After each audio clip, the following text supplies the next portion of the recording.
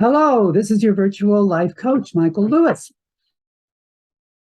Many years ago, my dad was sued by some people over some property that they had in common. It got real ugly, really fast. My mom and dad were afraid it would spill over and involve their kids, so they made a decision just to let it go.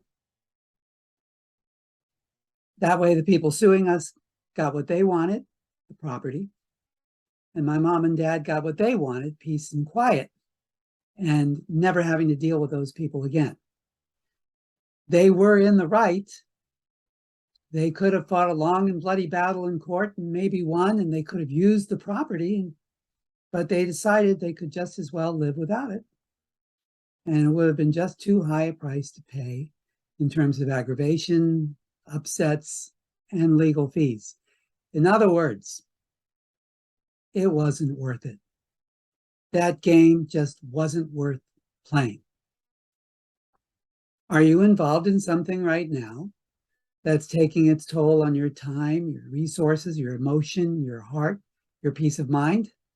If you are, then maybe it's time to figure out if it's worth it. You may have DNA evidence that you are absolutely in the right. All your friends may be saying, don't give up. It's terrible what they're doing to you. And every fiber of your being may be screaming, they can't get away with this, or whatever personal injustice you're crusading against. If the cost is too much in terms of your sanity and your resources and your time, you're giving the bad guys a victory, even if you win. So consider that. There are people who just enjoy making trouble for other people.